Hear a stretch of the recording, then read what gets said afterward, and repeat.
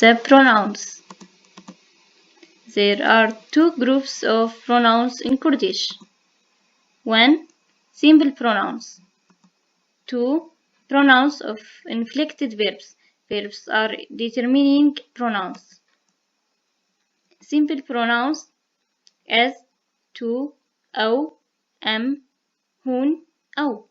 Pronouns of inflected verbs من, تا, وي, وي, ما, و, وان.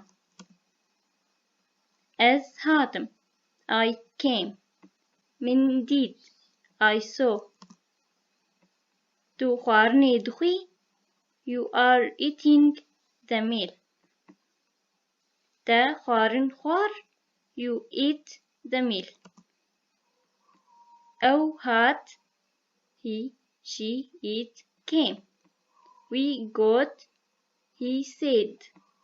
We got, she said.